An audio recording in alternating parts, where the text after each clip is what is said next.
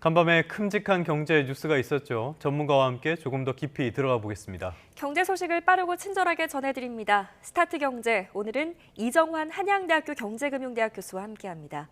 교수님 어서 오십시오. 어서 오십시오. 오늘 새벽에 나온 소식부터 살펴볼게요. 아마 전 세계 투자자들의 시선이 다 쏠리지 않았을까라는 생각이 드는데 연방공개시장위원회 FOMC가 3월 회의를 마무리하고 결과를 발표를 했어요. 어떻게 나왔습니까? 일단 기준금리 동결이라고 보시면 될 것 같고요. 아무래도 동결의 배경에는 좀 물가 상승에 대한 우려 같은 것도 좀 깔려 있는 것이 아니냐라는 의견들이 많습니다. 예. 이게 일반적인 물가 상승은 아니고 결국은 관세라든지 특히나 이민자 정책 같은 것들을 트럼프 행정부에서 강력하게 몰아붙이고 있는데 둘 다 물가 상승의 요인이거든요. 예. 어떤 이야기냐면 결국 관세 같은 경우에는 흔히 말하는 우리가 수입하는 것을 가격을 올리면서 물가를 상승시키는 요인이라고 보시면 될 것 같고 이민자들에 대한 어떤 통제 같은 것들은 아무래도 저임금 노동자들의 어떤 공급을 좀 줄임에 따라서 이제 또 물가를 올릴 수 있는 요인들이다라고 아마 이해는 할 수 있을 것 같습니다.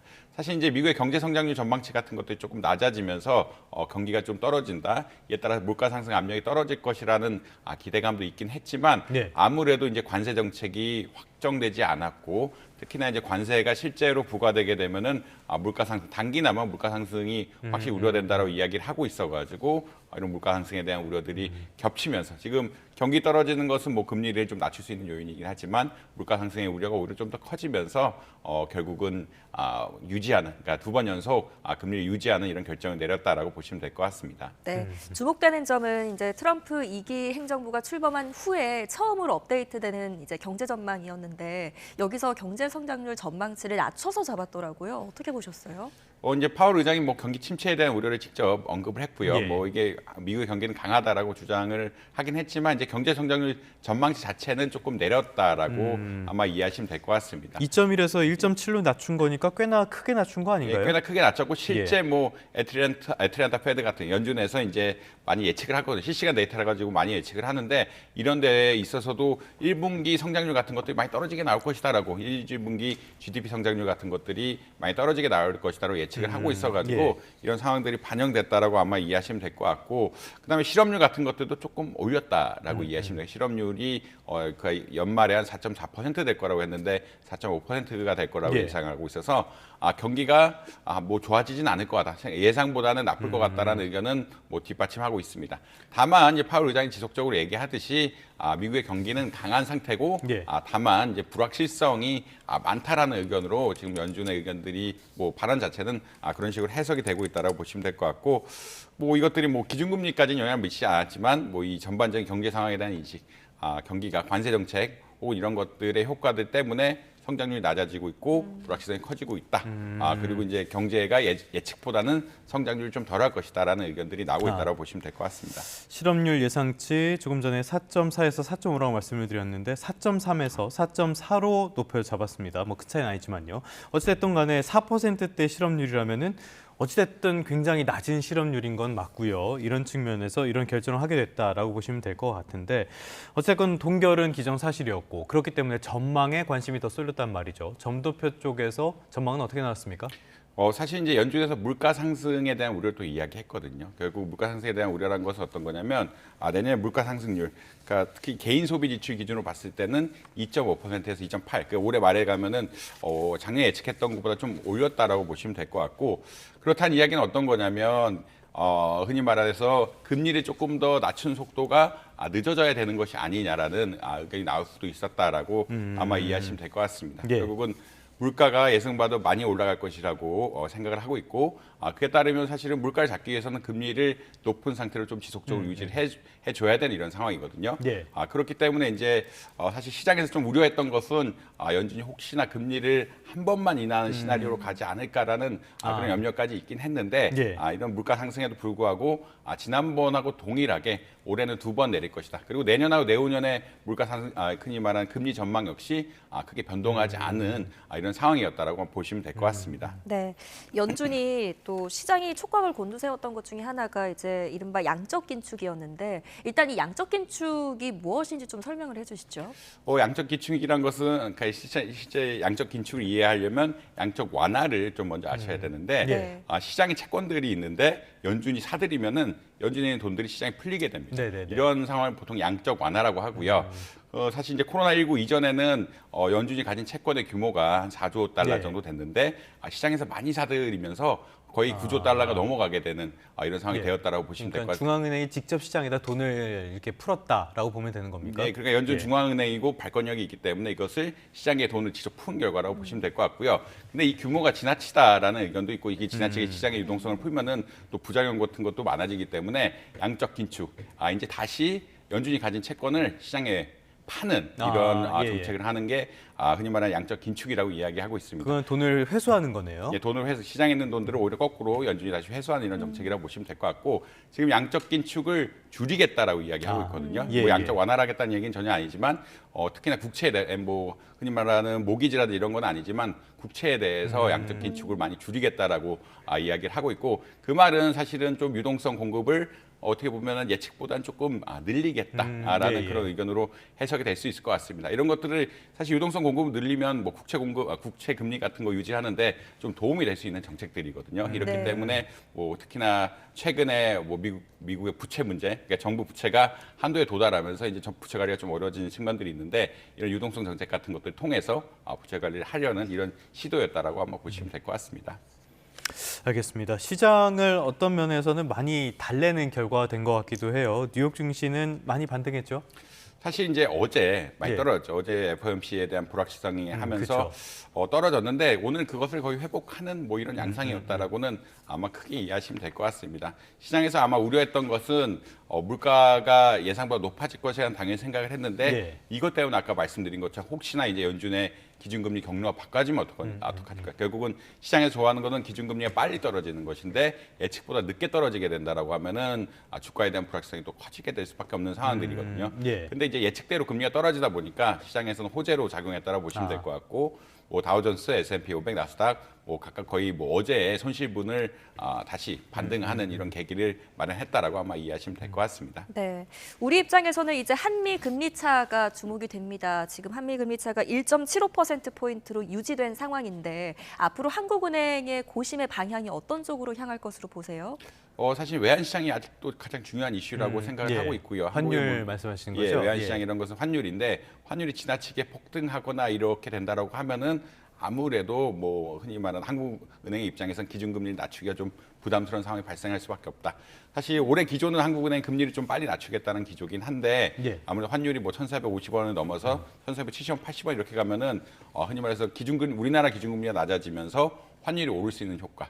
다시 말해서 우리나라 원화에 비해서 달러가 좋아지는 효과가 발생할 수 있기 때문에. 왜냐하면 미국의 기준금리가 높다는 이야기는 미국 달러에 대한 수요가 높은데 그쵸. 한국 기준금리가 낮아지게 되면은 원화에 대한 수요는 감소하면서 결국은 원달러 환율이 올라가게 되는 이런 양상들이 보여질 수가 있어서 뭐 이제 그러니까 동결한 거는 뭐 크게 나쁜 스토리는 아니고요. 네. 특히나 이제 올해 말까지 기준금리 정책이 크게 바뀌지 않겠다는 소식 역시 한국은행 입장에서는 나쁜 소식은 아니다. 아무래도 미국이 이제 기준금리를 덜 떨어뜨리겠다라고 하면은 외환 시장에서 좀 부담이 될 수 있었는데 그런 관점에서는 뭐 긍정적으로 받아들일 수 있는 뉴스였다라고 이렇게 말씀드릴 수 있을 것 같습니다. 조금 정책적인 여력이 생겼을 수 있겠다. 하지만 여전히 원달러 환율 1,460원에 가까운 이 원달러 환율이 계속 걸림돌이 되는 것 같습니다. 다음 주제로 한번 넘어가 보도록 할게요. 이 다음 주제 가기 전에는 영상부터 보고 오도록 하겠습니다.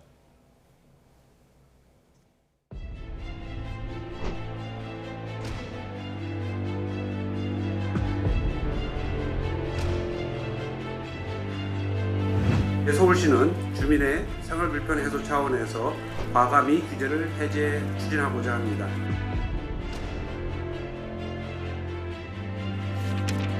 지난달 강남, 서초, 송파 등 이른바 강남 3구에서 거래된 전용 면적 84제곱미터 정도의 국민평형 아파트값은 평균 20억 원을 넘었습니다. 서울 전체 평균보다 6억 높은 금액대로 강남 3구 집값이 동시에 20억 원을 넘긴 건 3년여 만입니다.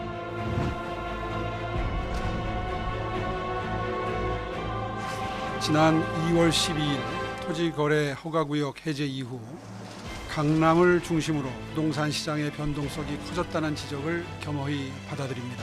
이로 인해서 심려를 끼쳐드린 점 시민 여러분들께 송구스럽게 생각합니다.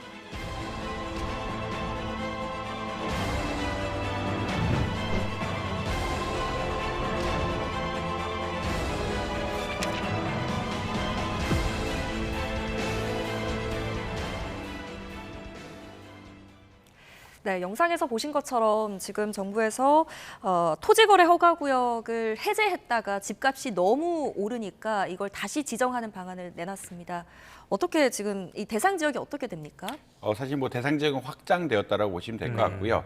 뭐 기존에는 사실 청담, 삼성, 대치, 잠실에서 네네. 흔히 말하는 영동대교 근처, 영동대로 근처에 개발 지역이 한정이 되어 네네네. 있었는데 이제 용산구, 서초구, 강남구, 송파구 결국은 오히려 지역을 확장하면서 토지거래 허가 구역을 더 크게 지정했다라고 아마 이해하시면 될 것 같고요. 예. 그래서 그만큼 좀 이 지역들에 대한 어떠한 부동산 가격 상승이라든지 이런 것들 우려가 좀 있었다라고 아마 이해하시면 되지 않을까 그렇게 생각을 할 수 있겠습니다. 알겠습니다. 이 토지 거래 허가 구역으로 다시 지정이 됐다. 이름 그대로 토지 거래를 허가받는 거잖아요. 이렇게 지정이 되면 어떤 점이 달라지는 겁니까? 일단 뭐 토지 거래를 뭐 특히나 부동산 네네. 거래를 흔히 말해서 이제 구청장한테 허가를 받아야 되는데 가장 큰 문제는 갭 투자가 문제라기보다는 가장 큰 효과는 갭 투자가 안 된다라는 예. 그런 중요한 이슈가 있습니다. 갭 투자라는 것은 결국은 전세를 끼고 이 집을 사야 되는데 토지거래 허가 구역에 들어가게 되면은 실거주 의무가 2년이 부과가 되면서 예. 전세를 끼고 집을 사는 것들이 어려워지고 다시 말해서 투기라든지 향후에 어떤 투자 목적으로 구매하는 데 있어서 좀 그런 수요자들은 이 토지거래 허가제의 구역 안에 있는 집들은 좀 사기가 어렵다라고 아마 이해하시면 되지 않을까라고 보시면 될 것 같습니다. 네, 6개월간 이제 거래 추이를 좀 살펴보면서 과열 시에는 조정 대상 지역 그리고 투기 과열지구로 추가로 또 지정한다는 방침까지 내놨습니다. 이런 정책의 실효성에 대해서는 어떻게 보세요?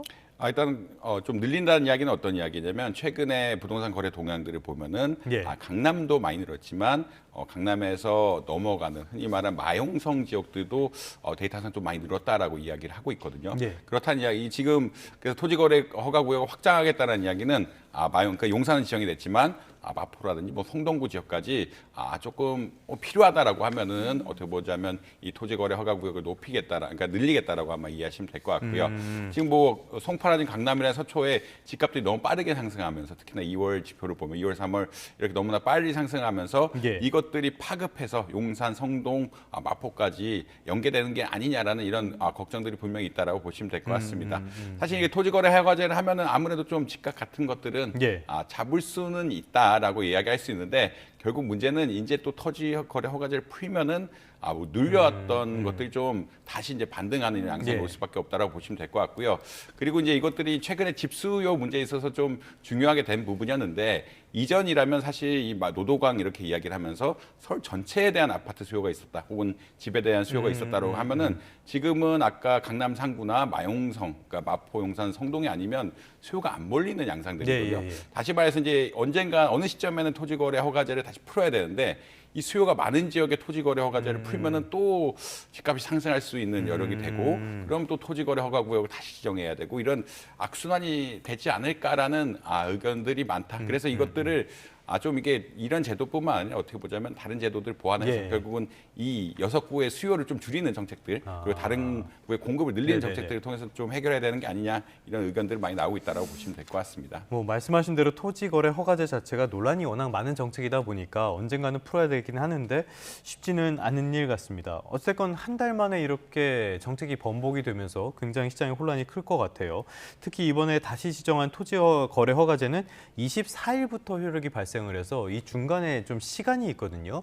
이게 마지막 기회다 생각해가지고 이 시간 동안에 수요가 엄청나게 몰릴 것이다, 이럴 우려도 나오는데 교수님은 어떻게 보세요? 뭐 사실 이제 갭 투자를 하려고 그러면 24일 안에 이제 예. 해야 된다는 이야기로 들릴 수 있을 것 같고 이제 바쁘게 특히나 갭 투자를 하려고 계획했던 분들은 뭐 사실 이 정책이 나왔고 이것에 따라서 이제 본인이 이제 갭 투자를 해야겠다고 생각하셨던 분들은 빠르게 계약을 할 수밖에 없는 이런 상황들이 되었다라고 보시면 될 것 같습니다. 예. 반대로 이렇게 수요가 있으면 또 집주인들은 또 늦게 팔려고 하는 이런 경향들이 있고요. 결국은 이 수요와 공급 간의 관계에 있어서 흔히 말하는 공급자 위주, 그러니까 이제 집을 가진 사람들이 좀 우위를 가진 시장이 형성될 수밖에 없고 이에 따라서 다수가 왔다 갔다 하면서 거래를 할 수밖에 없는 입사일까지 그냥 굉장히 많은 거래가 있을 거다라고 보시면 될 것 같고 예. 기존에 있던 거래들도 좀 취소하는 거래들이 많이 나오지 않을까라고 의견을 가지신 분도 있는 것 같다라고 보시면 될 것 같습니다. 네, 이렇게 토지거래 허가 구역이 다시 이제 확대 지정이 되더라도 곳곳에서는 또 우회로를 찾아서 꼼수를 부리는 사람들이 있지 않겠냐 이런 걱정들도 있던데 어떻게 보세요? 사실 뭐 제가 생각하기에 걱정 아까 펀더멘탈에 대한 걱정을 예, 예. 해야 되는 게 더 우선이 아닌가. 이게 토지거래 그러니까 예전처럼 전 지역이 다 오르게 된다라고 하면은 토지거래 허가구역을 지정하는 것도 좀 의미가 있습니다. 각각 좀 위에 단을 막아두면서 아래 단의 가격들을 그러니까 이제 좋은 지역의 주택 가격을 막아두면서 좀 그보다는 좀 저렴한 예. 가격 아파트 가격들을 좀 컨트롤한다는 이런 의견이 있었는데 지금은 수요가 완전히 바뀌었거든요. 수요가 이런 6구에 몰리고 있는데 이게 토지거래 허가구역을 했다가 풀었다가 풀었다가 하면은 이 수요 자체는 변하지 않고 푼 시점마다 계속 오르게 될 거고 다른 지역들은 여전히 가격이 하락하게 될 이런 양상들이라 대기하고 또 들어오고, 대기하고 들어오고. 들어오고 대기하고 예. 들어오고 이쪽에만 수요가 몰리고 지방에서도 또 수요가 몰리고 또 수요가 몰린다 그러면 또 가격이 오르게 되고 이런 현상들이 발생을 할 수밖에 없기 때문에 이런 것을 좀 구조적으로 해결해야 되는 시점이 맞다라고 보시면 될 것 네네. 같고 이것은 코로나19 이후에 어떻게 보자면 전 지역에서 가격이 오르는 상황이랑 지금 수요가 몰려서 오르는 상황은 좀 다른 것 같다라고 아마 인지하시면 될 것 같습니다. 알겠습니다. 아무래도 또 이렇게 부동산 시장이 불안하다 보니까 대출 관리도 강화한다는 그런 계획이 나왔어요. 이런 것들이 부동산 시장 전반에 어떤 영향을 줄 걸로 보십니까? 최근에 뭐 전세 자금 대출 보증 비율 하향을 했죠. 예, 이게 예. 사실은 완전 보증이란 것은 보증에서 웬만하면 피해야 되는 보증 제도이기 때문에 이것은 하향하는 게 맞다라고 보시면 될 것 같고요. 그다음에 수도권 가계대출 총량 같은 것들 모니터링 추가한다는 얘기는 은행들에 대해서 이걸 더 하지 말라고 굉장히 강한 압박을 주겠다라는 아마 이야기라고 보시면 될 것 같습니다. 그래서 주담대라든지 뭐 갭투자 이런 것들을 실시간 조사하고 부동산 같은 데도 방문해서 이런 것들을 조사하겠다는 이야기라고 보시면 될 것 같고 주택 구입 자금 출처 수시 조사한다는 얘기는 세무 조사한다는 이야기거든요. 네. 이런 것들에 대해서 세무조사 같은 것들을 병행함으로써 어떻게 보면 이 특히 강남 지역, 강남 상구라든지 마용성 지역의 어떤 주택 가격들을 안정화시키려는 이런 노력들을 하겠다. 그리고 뭐 청약 관련 서류 제출 및 검증 절차 완화는 아무래도 청약에 대해서 예. 부정 청약 이슈가 있다 보니까 그런 내용들이 좀 나오고 있다고 보시면 될 것 같습니다. 네, 알겠습니다. 토허대 확대 재지정에 대한 여파는 또 어떨지 저희가 함께 지켜보도록 하겠습니다. 오늘 여기까지 듣겠습니다. 이정환 한양대학교 경제금융대학 교수와 함께했습니다. 교수님 잘 들었습니다. 고맙습니다.